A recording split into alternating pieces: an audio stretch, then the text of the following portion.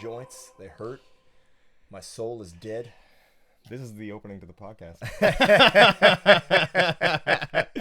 Hello and welcome to the Midnight Choir, the Rovers weekly podcast discussing things about Quebec, Canada, and around the world. We thank you so much for joining us today. We hope that you are interested in supporting us. You can support us at therover.ca/support-us. That's SUPPORT-US. We would love it if you checked it out. And you can sign up for the free newsletter there if you'd like. You can go enjoy all the articles that are written on there. We have an incredible team of people who are working for us, myself not included. I was not just patting myself on the back there, although I know it sure seemed Pretty like incredible. I was. I think you're standing. But we have with us today, we have Chris right here on my right. How are you today, Chris? I'm doing my best, man. I'm doing my best. Any articles to tell us about right now? Oh, gosh. The ones that'll get us in trouble. Yeah. Well, the Montreal police arrested a journalist at a pro-Gaza demonstration, and they're seeking to charge her criminally with, criminal mischief. It's not something that you would go to prison over on a first offense, and it's not something they're going to get away with. Like, this shit's going to get thrown out. The case law against these kinds of arrests is too strong, but it feels like intimidation. So we're working on that. And then we published in French yesterday an article about Quebec nationalism and some people who maybe feel excluded by it, and which I think segues really nicely into having our guest Frédéric Bérard here, who's Frédéric Bérard is our guest this week. How are you, Frédéric? Very good. Yourself? Awesome. Do you prefer Frédéric or Monsieur Bérard? Fred is Maître Bérard. Maître is a no, lawyer. no. Maître. If you call me Maître Bérard, that's the end of it. I mean, Fred is just perfect. Because all my Francophones friends call me Fred, and all my Anglophones friends call me Frédéric.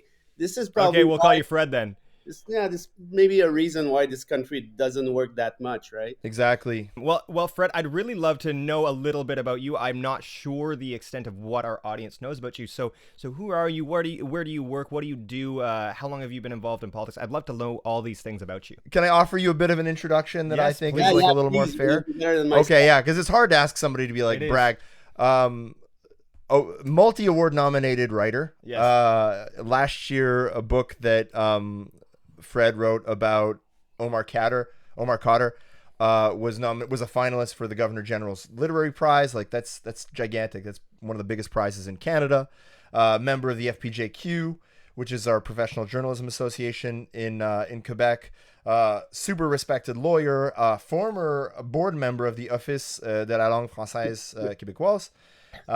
So the language police. Hide under your couches, guys. This is gonna get real rough. But no. Fred and a columnist, longtime columnist at Metro Media before Metro Media folded, and I believe you have a weekly radio column in the Outaouais region. Okay. Yeah, no, you're one of the. I look to Fred as like one of the voices I really, really care about and respect in terms of, all right, well, where is the sort of Quebec sovereignty nationalist movement? It's a vision of Quebec sovereignty that's a lot more rights-based and a lot more inclusive than what we're seeing today, or what we see in a lot of the mainstream discussions right now. And I think he's just a really funny guy and a really scrappy dude. So identify with all of that. I've been called a lot of things. Scrappy is definitely one of them. I am gross. I will fight dirty. I will put my thumb in your eye if I think I can get an advantage there. Or step on your foot. That's truly mention who you your are, sister or something just to like destabilize. Yeah, throw out a comment about your mom. Why not? Anything. So Fred, so how come we have invited Fred on today? Okay. So the idea came to me. I must admit, Fred and I have both had our share of run-ins with the now head of the Parti Québécois, Paul St-Pierre Plamondon. PSPP. That's a slightly faster way of saying it. I find his name looks very good. Like it's a beautiful name. It is a beautiful name. Yeah. We've invited Fred on because him and PSPP had an argument. They got some beef. They got some real public beef, and I was like, we need to catch some of that heat. Okay. We need those clicks. Yeah. And I didn't care that, Fred's a great guy and Fred's really interesting, and I don't care about that. I just want controversy and bitching. No. I think Fred raised some good points. Paul St-Pierre Plamondon, tried to rebut all of them, but I think Fred has some really legitimate questions about a guy who could very well be the next premier of Quebec and who could lead Quebec into a third referendum. And I think let's have those chats and let's have those discussions. Okay, so that's why So Fred, can you tell us about what the beef was? What happened between the two of you? Well, actually, that was very simple. I did work with the guy like 20 years ago at Stikeman Elliott, which is a law firm downtown Montreal. And at the time, the guy was federalist as hell, multiculturalist and big time, not just a tiny bit, like very assumed and all that, which is fine. I mean, somebody can change, his mind for whatever reason. I mean, I don't discuss that. But the thing is that the guy is, let's say it politely, is some kind of a attention whore, as you guys say. Jesus. Yeah, I wouldn't use that word. I would never, ever. Well, look, I mean, like before you go on, the only interaction I've ever had with him, like on the telephone, was he didn't like something I said about him on Twitter, and he found my number, called me, and was like, "I challenge you to a debate in public." It was around the time he was running for the PQ leadership, and he's done this. He does this. He challenges people to public debates, kind of like a sport. He's debated Mathieu Bocoté in public. Now they seem to agree on everything. And but I remember thinking like, well, I get how you're going to get a lot out of this. You're going to debate me in my second language and make me look like an asshole and like score some points by smacking the English guy around. But like, what the fuck am I going to get out of it? Like, and I think I settled on like, look, if you give me like $1,000, I'll say yes. I don't remember saying that, but we agreed to maybe not do that public debate. But I remember thinking like, okay, it's political theater. He's got a flair for the dramatic. He said that he became a sovereignist because of the, how did you call that, the sponsorship scandal? Yeah. Scandale des commandites sponsorship scandal? Yeah, the sponsorship scandal. So, which can we have context for what that is? What is that? Yeah, so Paul St-Pierre Plamondon, the leader of the Parti Québécois, has a problem with Fred, and he says he became a separate or a sovereigntist because of the sponsorship scandal, which is a huge scandal at the. Well, you want to explain it? Go for it. Yeah, well, that's pretty simple. The scandal with Paul Martin and all the federal liberals at the time. And well, I will not, explain it at length, but all that to say that St-Pierre Plamondon worked to defend Jean Pelletier, who was the chief of staff of Jean Chrétien during that scandal. 2014, he published a book called Orphelin Politique, basically saying that he doesn't belong in any party in Quebec. His values are not reflected and blah, blah, blah. The same shit as a lot of people say.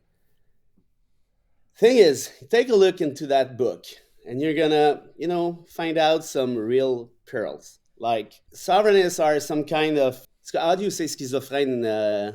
Schizophrenic. They're schizophrenic. They're paranoid. He wanted to amend the section 1. No, that was after. Sorry. He said that the referendum was like a waste of time, and there's no way we can spend another election talking about referendum. And he blamed the PQ for always talking about referendum. He says that the real solutions are not with a referendum, though, which means not with sovereignty, with blah, blah, blah. Yeah. And he also said that he doesn't, see himself in the Quebec nationalism. He did not at the time felt that he was part of it. He was not a nationalist, in other words. Yeah. He didn't consider himself a nationalist. Think about it. The guy said, well, that's because of the sponsorship scandal that I left my federalist conviction to be. Which was like 9 years earlier or 10 years earlier, right? Like, and then you so write 10 that, years later, yeah. What are you talking about? 2014. All right, that's cool. 2016, after a launch of Orphelin Politique, the movement, so 2 years after the book, he just launched that sort of think tank, whatever, in April. And I do have some friends who were covering the Orphelin Politique organization for Quebec French media, and I told them, don't write on it. I mean, that's really stupid. This guy is using you to jump into politics in the quite a near future. He said, yeah, what are you talking about? Blah, blah, blah, blah, blah. You'll see. I mean, this guy wants to go in politics, which is fine, but he's using you. 2 months later, I'm serious. He launched a movement in April. In June, Plamondon left. Poof! Who's running for the former leader of the Parti Québécois and union buster and like one of the biggest media magnates in Canada. Oh, really? Pierre Plamondon, yeah. So you're an orphelin politique in April, and in June you found out your house. That's that was quick. Let's say that. That was you know what Bob Dylan used to say. You don't need to be a weatherman to know which way the wind blows. So recently you had a conflict with Paul St-Pierre Plamondon. No, I correct you. No. I did not have conflict with him. He had conflict with me, which is not. Yeah. Okay, d'accord. Tell me more. Okay, yeah, well, but the introduction is important because the context is super I important. absolutely agree. I what I said appreciate on that. radio was exactly what I just told you guys. I mean, it was shifting and shifting and shifting and shifting. So we're in 2015 or 16. What's it? 15. Sorry. Yeah. Then he goes for the first leadership of the Parti Québécois. At his launch, at his launching, his launch, a woman with a hijab right behind him, and he told everyone, "I have 3 friends who are members of the black community, whatever, and they don't want to follow me in the Parti Québécois, and I feel ashamed of that because the Parti Québécois, because of the Charte des Valeurs, is not inclusive any longer, and blah blah blah blah blah blah blah blah blah." And that race for that leadership, it was the Plamondon that I knew at Stikeman Elliott, the Federalist Conviction Aside, which is inclusive, no bad words for immigration, no bad words for whatever community, and well, that's the Plamondon I did like at the time. Yeah. Then, and I finished after that. He goes for second leadership, 2020, and all of this totally different guy. Totally different guy. Yeah. He's a hardliner now. We're gonna send the police at the Roxham Road to make sure that they will not get in, and stuff. Build a wall. To that systemic, systemic racism. He used to believe that it exists. Now he doesn't. Doesn't at all. 180 turn. Yeah. And you know what? What I said on radio, and he was really pissed. The only thing I said, and I'm still saying the same, is the following. Why did you change your mind so quickly? My hypothesis is the following. You wanted to win that leadership in 2020, and you only had one chance. And that one chance is to make sure that you have Quebecois on your side. Because if you don't, you won't win the PQ race. That's forget about it. So this is why he changed his mind completely. And now he's trapped. Why he's trapped? Because he has Bocoté, he has Martineau, Joseph Facal, and all those people. All the sort of conservative columnists. Positive, not positive. It's dithyrambic columns about him all the time. Well, even like I remember Isabelle Haché in La Presse called him a gentleman. And like I don't doubt that he's pleasant and that he's polite. He's a handsome guy, but there's the things that you say and the way that you like shake people's hands and whatever, and there's the things that you do and the people that your actions and words affect. And I think there's been a lot of scapegoating and a lot of like pretty aggressive attacks against Muslims that are surprising considering how open he presented himself, how he presented the sort of nationalisme d'inclusion.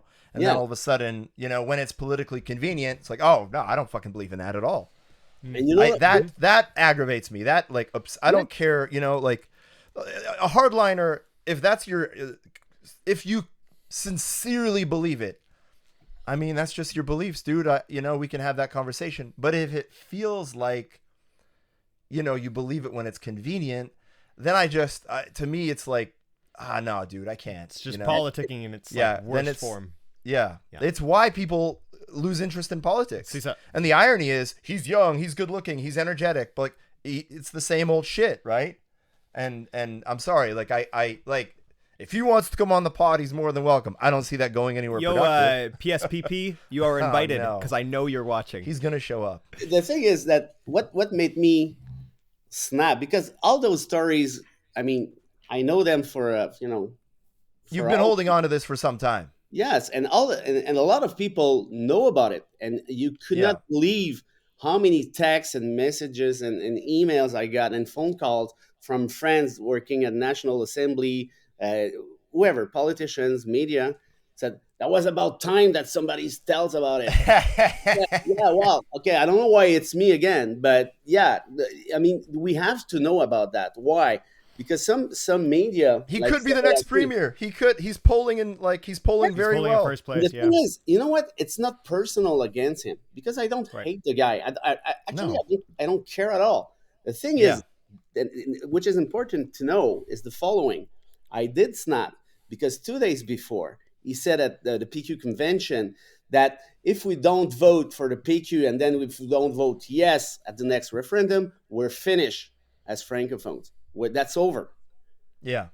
That's the great replacement theory, right? That is the great. Yeah, you're right. Where does that come from? From Renaud Camus in France, who's a writer who went outside Paris at one point, and he was in an Arabic, neighborhood, and he said, it's a great replacement. We're finished. Just like people here panicking with the Carrefour Laval because they heard the Lebanese speaking in Arabic between themselves. Oh, that's the end of it. That's the great replacement. Stop going at the Carrefour Laval if you can't, feel the heat. It's no big deal. But all that to say, it's the following. I mean, this is bullshit. It's not only bullshit, it's dangerous bullshit, because it let people think that there's a threat with immigration that is not a small threat. That could be a fatal threat. So no, there's no way this guy first think what he's saying right now, first of all. And second of all, stop, trying to tell me that this guy's a man of convictions and he believes everything. Blah, blah. Anyway, so I just said that on radio, which is my job because I'm columnist at the Quebecois, as you said, Chris, but also I'm columnist at Radio-Canada and CFLO and Boulevard in Quebec. Anyway, a few other places. And I always say the same thing everywhere.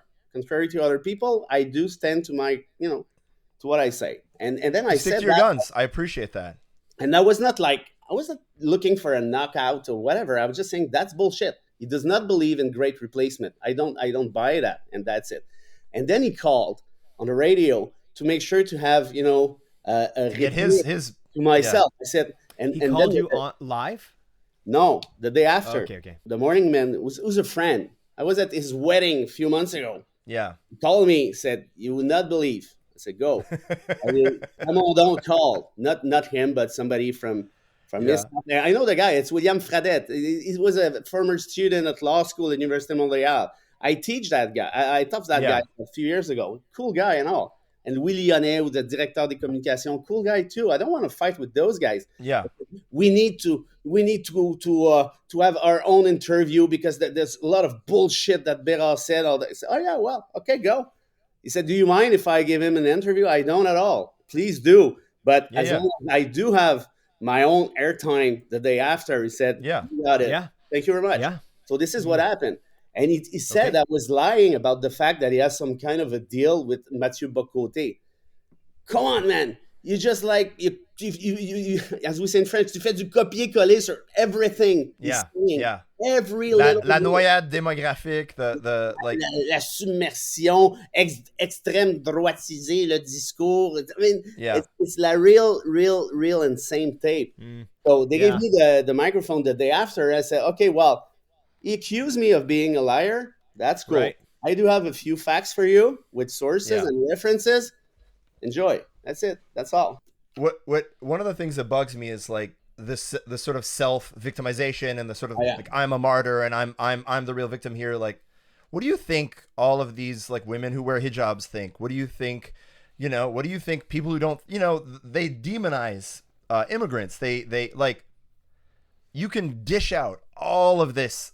You can create this hugely problematic climate for minorities in Quebec, but you can't take someone asking you questions. And I think one of the things you said that really like really kind of clicked with me is it's never his fault. He's never able to say, look, I fucked up, I made a mistake. It's just always Canada's fault. It's always Trudeau's. And don't get me wrong, like I'm not a Trudeau apologist. I mean, I don't believe his convictions. Yeah.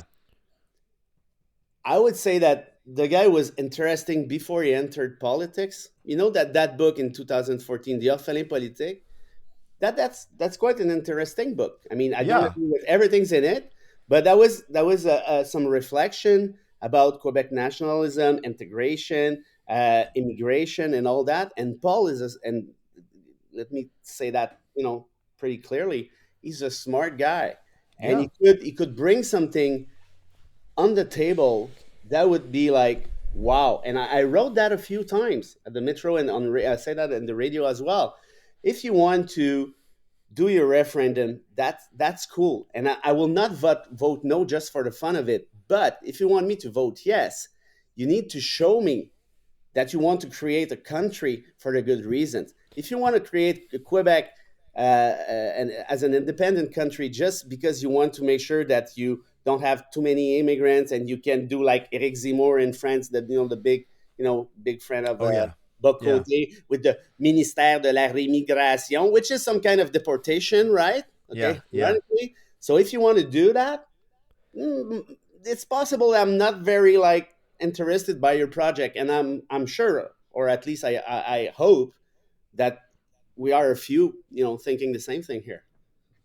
Fred, I understand that you are a Quebec sovereigntist yourself, yes? No.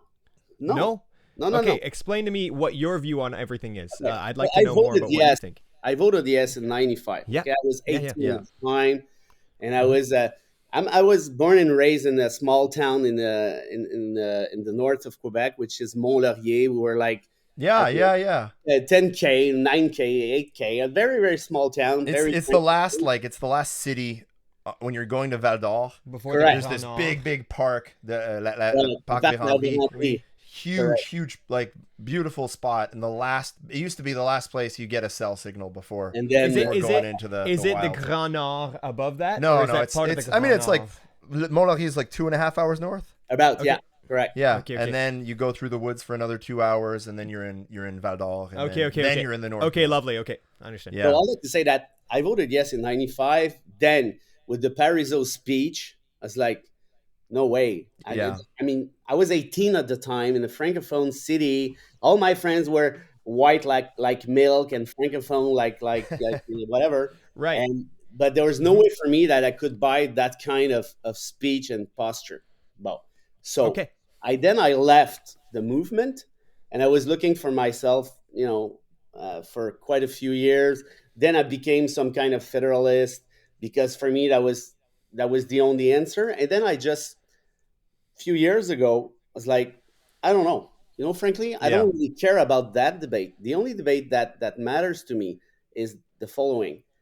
Please let the minorities alone. Leave them alone. Yeah. Stop bashing their rights. Stop all kind of encroachment. Stop blaming them. Stop scrapping the tissu social. Doing that. If you stop doing that and you're inclusive, like René Lévesque at the time with Jacques Couture, his Minister of Immigration, who brought the boat people from Vietnam and all that. Camille Lorrain. Okay, and as for the language, I mean, I'm very francophile myself, but if you want me to join your boat for a sovereign country, that boat has to be open to diversity. Mm-hmm. If you don't, fuck you. I'm not interested. That's I mean, that's simple as that. And they don't like it because for them, if you don't jump into that boat, it's necessarily because you're federalist. But I'm not. Yeah.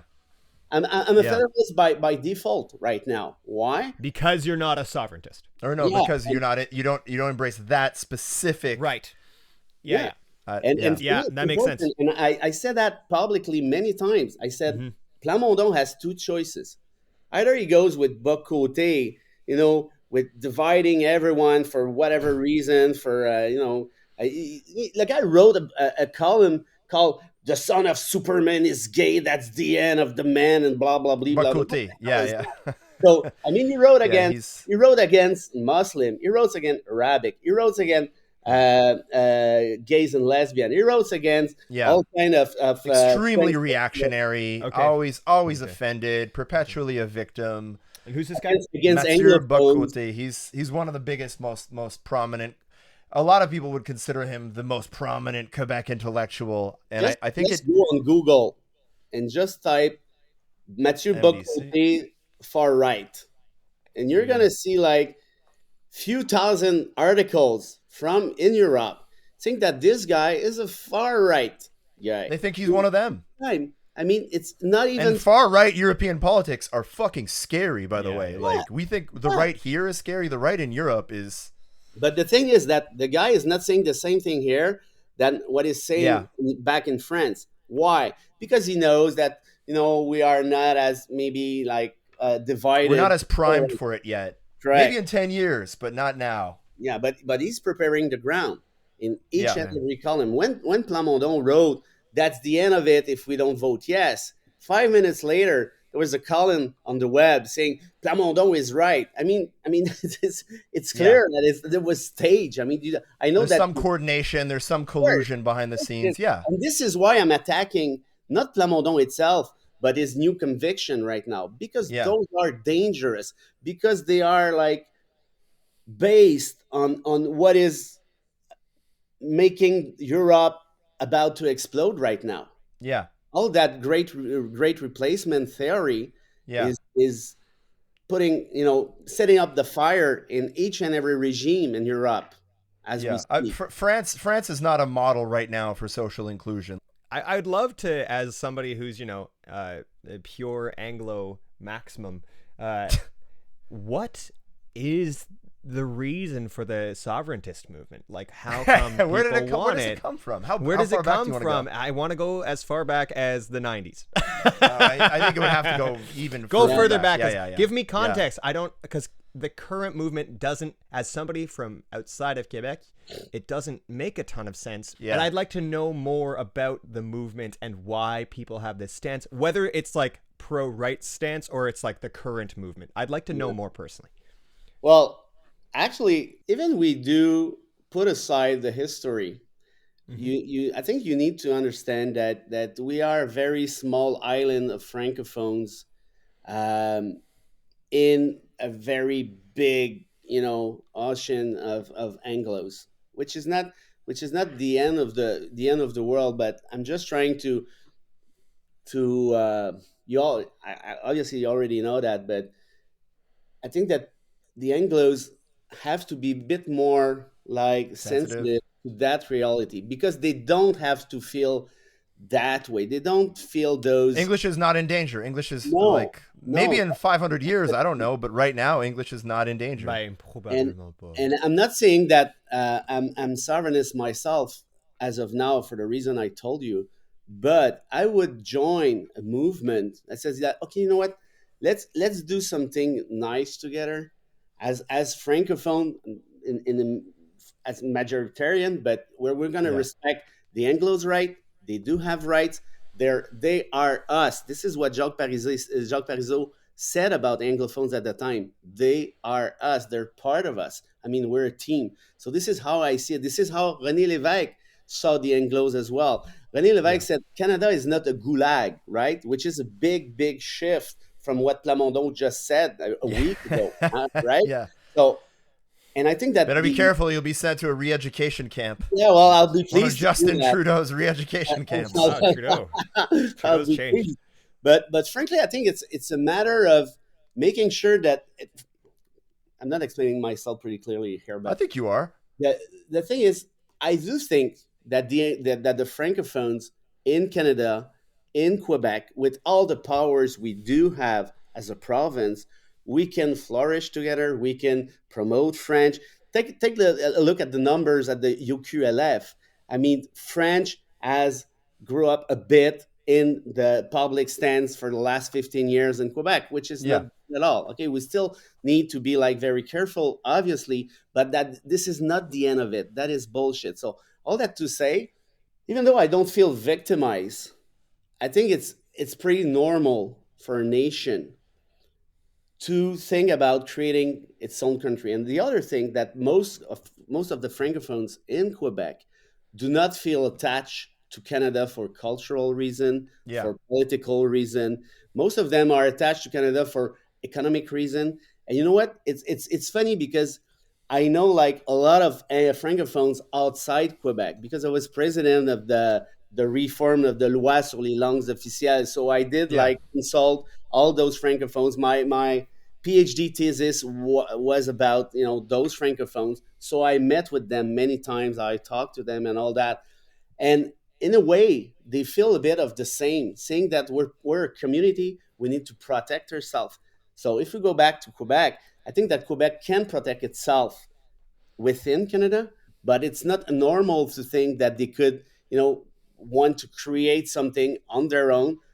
And depending on, do they want to respect the Anglos and other immigrants or not? Maybe people don't realize this, but until very recently, Quebecers inside of Canada we're essentially cheap labor for North America, right? People come up, they set up their factories here, and like these guys are ignorant or whatever, and like all the way into the Duplessis era, you had our natural resources being sold off. You had foreign entities controlling, our hydroelectricity, or it was very.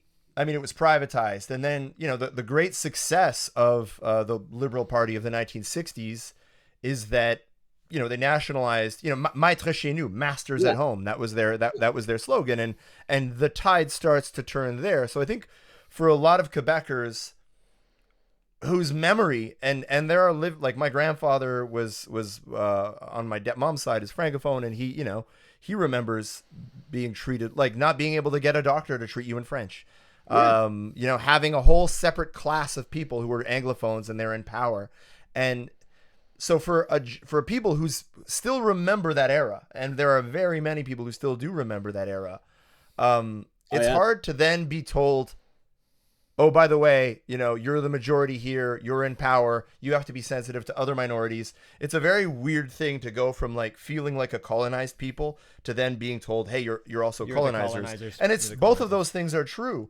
And that is a very hard thing, I think, for a lot of people to wrap it's a hard thing for anyone to wrap their minds around. So that's kind of, I think, another important factor here.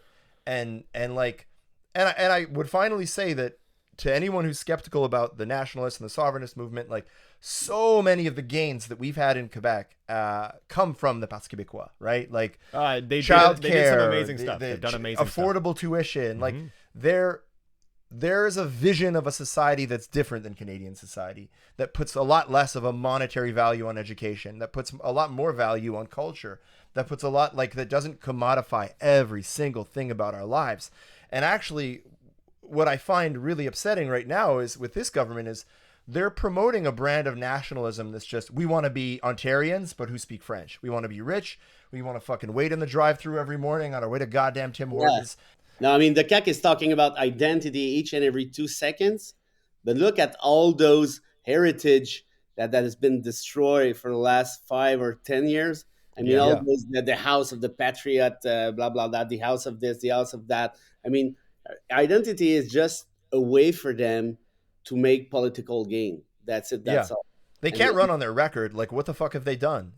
Like what is one giant big political success of the CAQ? But I feel like I would also be remiss to say that like there was a period in my life where I spoke French every day, all the time. I was in French school. I was surrounded by Francophone people, construction, whatever. And then I moved to the city, became a journalist, and all of these things are still true. Have Francophone friends, whatever. But my day-to-day life is in English. And also, so, and then recently I've made a bunch of friends in kickboxing and stuff. They're a little younger. They're in their 20s. They're even like 18, 19. And they're all Francophones. But I'll hear them speak French to each other, and they drop a shitload of English in there. And I'm like, I don't remember that when I was younger. And I think that's a globalization thing. That's an internet thing. That's a Netflix thing. That isn't necessarily a like Justin Trudeau is the devil thing. I think that's just, unfortunately, we live in a world of globalization, and ironically, this is a world that was created by people like François Legault, by people like Pierre Fitzgibbon, by these big ministers who believe above anything else in economic growth and wealth. And like, well, you're playing this game that is Americanizing all of us, and you gotta realize that that's going to come with some serious blowback, and that blowback is this kind of monoculture where we're all essentially streaming the same bullshit on Netflix. Yeah. And I mean, I read a really interesting article yesterday. Really good point. In Le Devoir, where because of streaming, we're losing so many great Quebec films, and like, I mean, you think Quebec about, cinema is Canadian art without Quebec cinema drops in the rankings significantly. having grown up in Ottawa, I got this really fun. I feel as Queb as I feel as Canadian, you know, like, because in Ottawa half my friends were Franco and half my friends were Anglo, you know what I mean? Because Ottawa's Montreal, it's like the inverse of Montreal. There's like 60% Anglo, and then the other bunch are Franco, whereas Montreal's the opposite, right? And so I grew up with all this Quebec culture and influence and film and all this stuff. That doesn't exist the same way it did. There's indie films. There's lots of good indie films, and they go to the Montreal Film Festival. Yeah. But like the references that my friends here, like Elliot or like Charles will show me, they'll show me these great clips from these things from the 90s, the early 2000s from Quebec, like shows and stuff like that.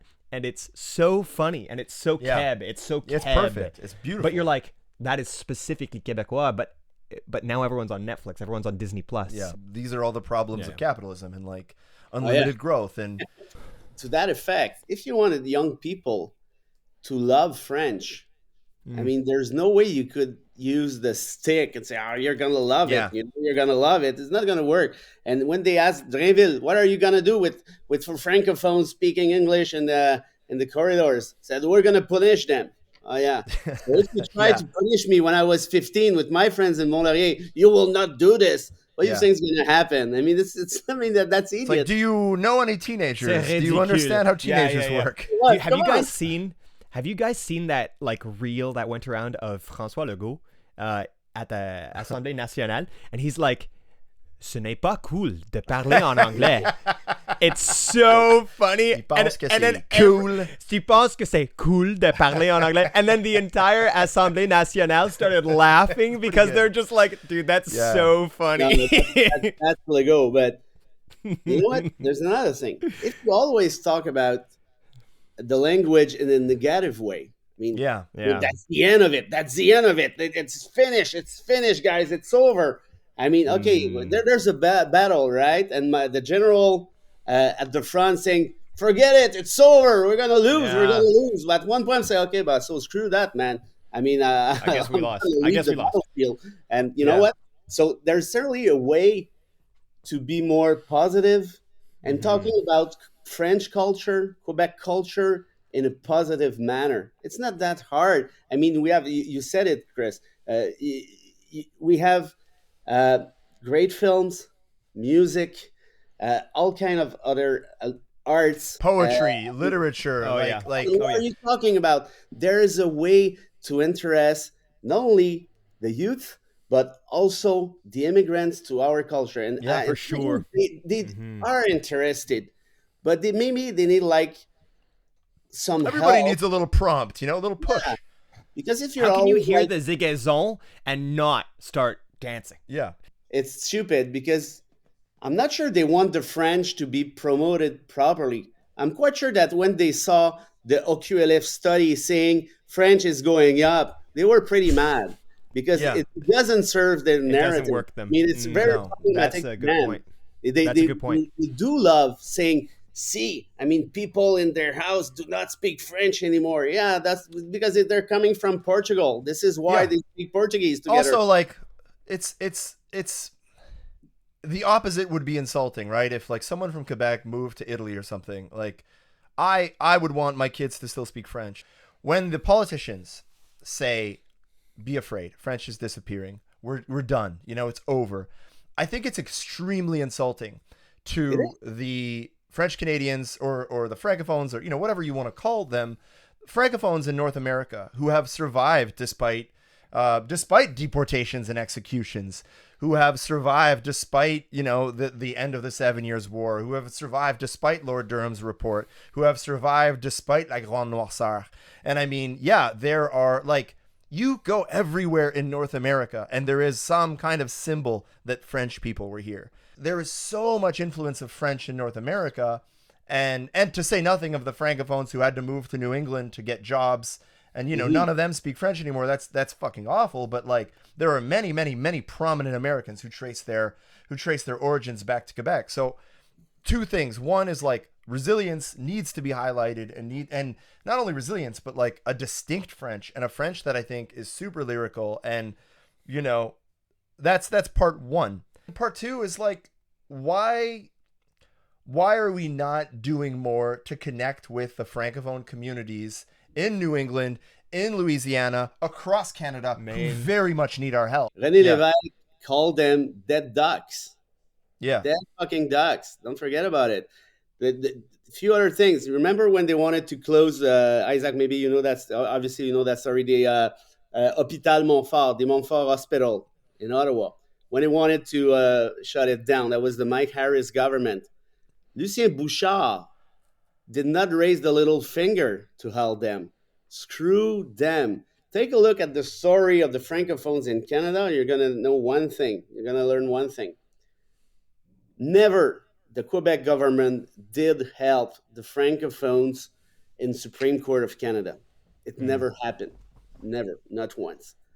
At 3 occasions, at the opposite... They could have, and they didn't. The Quebec government went into Supreme Court to fight francophones.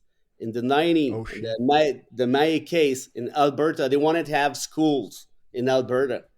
Quebec government went against them to fight them.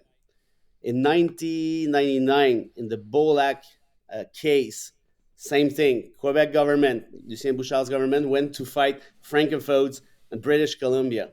In 2015, Philippe Couillard's government did the same in Supreme Court against the francophones from Yukon. 3 times. My government went in Supreme Court to fight francophones to make sure that they're not allowed the rights that they wanted to have. 3 times. Right.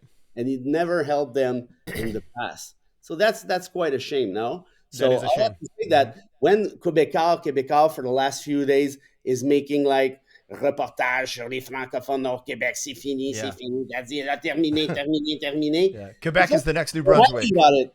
They feel happy about it, saying, see, if we don't do the same, we're going to be the next New Brunswick. Yeah. No, this is not going to happen. And why don't you use all that energy to help them? Yeah. Why don't you do that? Because it doesn't serve their narrative. Yeah. They don't want the Franco-Albertan to be happy in Edmonton. They want them to die and to say, if you don't want to die, you have to come to Quebec. And then in Quebec, we need to separate from Canada because that's the end of it otherwise. This is what they're using the francophones outside Quebec for. So I want to push back a teeny little bit, just because something interesting I've noted on a federal scale is pretty much the deciding vote in every election is Quebec and the francophones. And like, it might be an exaggeration to say that, but Quebec votes can swing. The Quebec votes swing more than every other province. Like BC, it's like NDP, wow. Like Alberta's conservative, wow. Ontario swings some, but Ontario tends towards liberal, I think, and then sometimes conservative, depending on the region. Ontario gave Stephen Harper his majority in for 11. Sure, but they're kind of swingy, but Quebec is the biggest swing. Yeah. And often the deciding power federally is Quebec. Often, not every time, but often. And I'm pretty sure we've had more Queb leaders federally than any other province. Oh, yeah. And so not even close. What I want to push back on, and I want to hear your responses to, is the minority attitude of the francophones. Is that real? Because when you actually hold so much power from being a smaller population, doesn't that actually make you at an advantage? I'm not sure it fits any longer, because take a look at Harper's government. He was able to govern for like 10 years. 11 years about without having more than 10 or 12 MPs in Quebec. You're not totally wrong. You're partially right.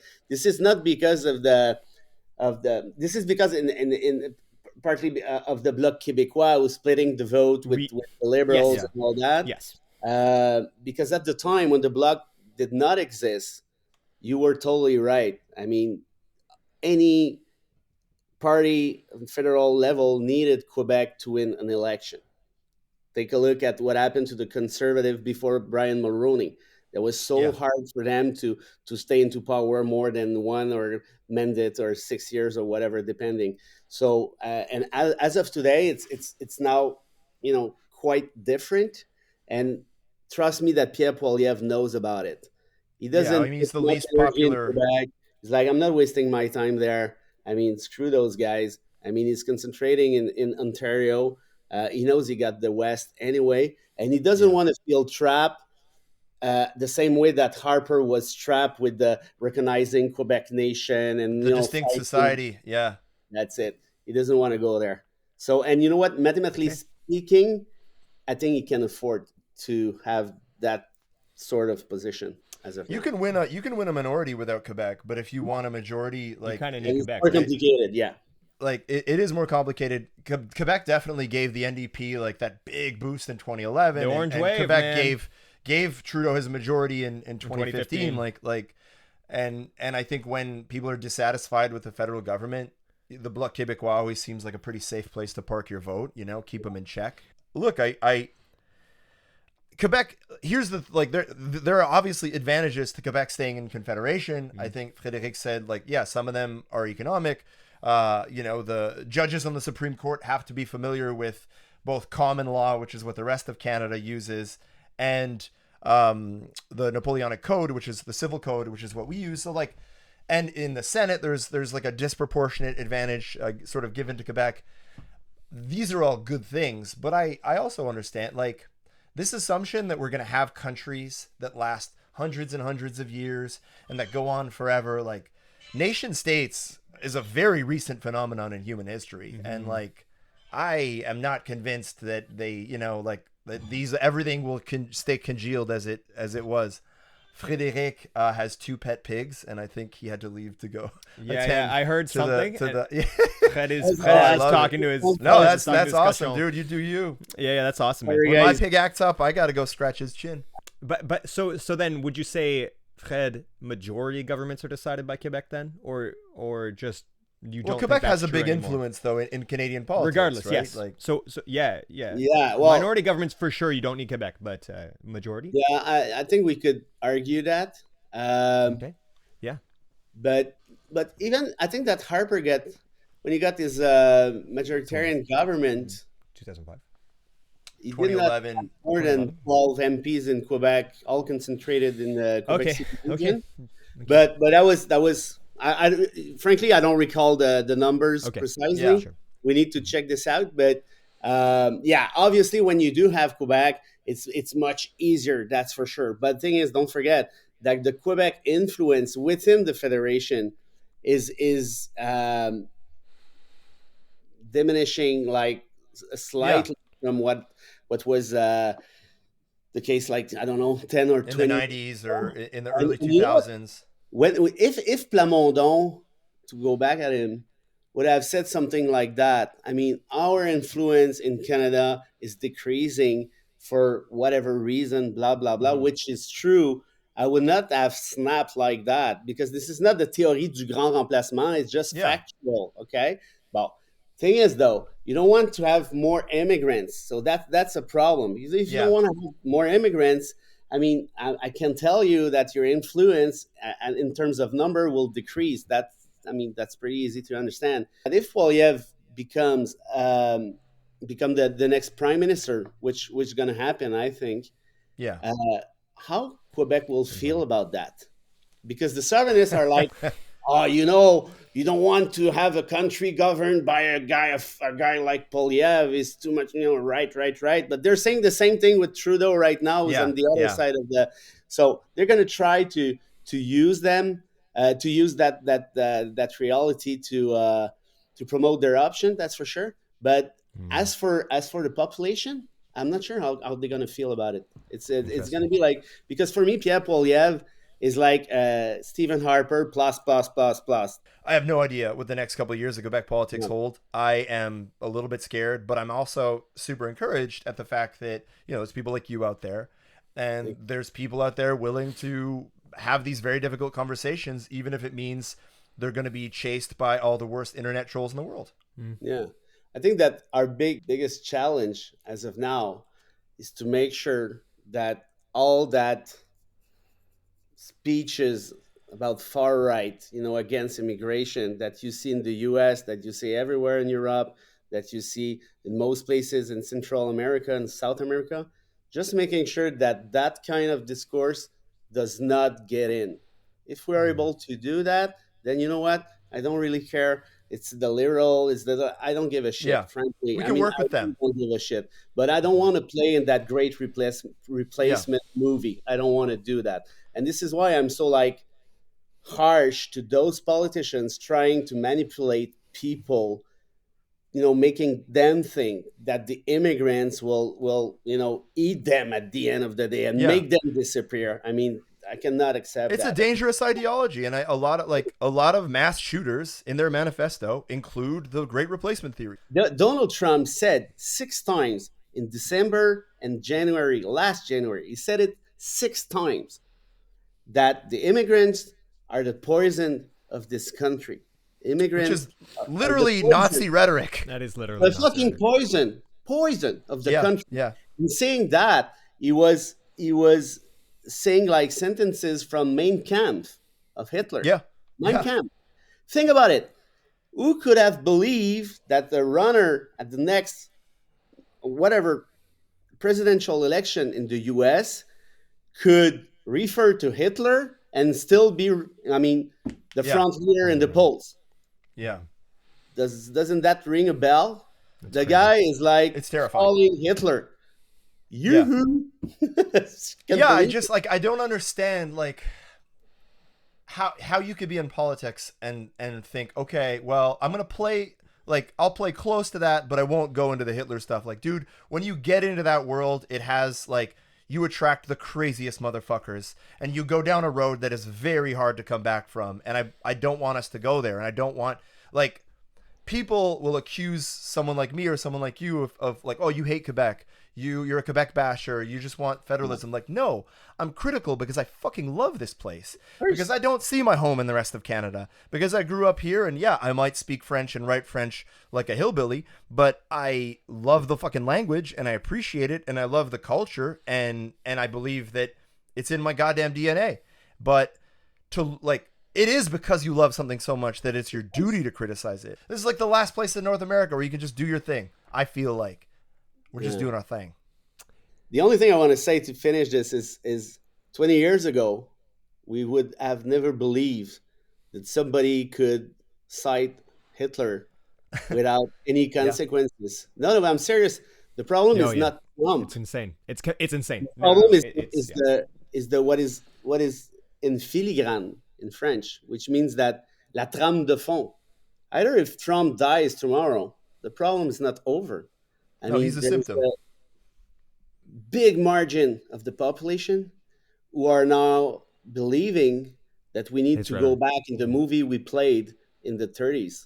We should be very, very proactive, making sure that we do not agree that our politicians use those cassettes, because we don't want to play in that movie. I don't want to be part of that. That's no fucking way. Fight fascism. Always. I feel like that. I don't know why that needs to be said. We gotta say it. But we gotta say it in 2024. 20 years ago, you would never have said that. That was the assumption. No. I mean, 20 years ago, it was pretty, Nazi was the main bad guy in every movie, and you were like, yeah, they're the bad guys. There's 2 big insults on Twitter and everywhere else. Being an anti-fascist. You are an anti-fascist. Yes. Who are you? Think about it. If I'm an anti-fascist, on which side are you on? Well, I'm an anti-fascist. I feel like there's a quicker way of saying that. The other insult is that Bocoté said that of me a few times on the radio. Said, Bérard, c'est un anti-raciste radical. Okay. Yes, I am. Yes. I am against. You're right. Hey, bitch! You want to make the world safer? Fuck you. I remember when I was a kid, it was not being a racist was cool. Yeah. And so, anyways, yeah. Can I say I appreciate that you came on. Thank you so much, Fred. All I want to say is I have so much fucking love and respect for what you do, man, and I really appreciate you taking an hour and a half out of your day and coming on the podcast that pays really poorly. Pays? The coupons are in the mail. The Pays. coupons are in the mail. He's gonna get half off cheeseburgers for the Where's next. my half off cheeseburger? You don't eat cheeseburgers. That's a good Well, point. guys, I'm vegetarian. I have two. I'm a pays. vegetarian That's too. right, This that's is the right. second guest in a row vegetarian. Come You on. need to pick up the I'm slack. sorry. I've been doing Stop eating animals.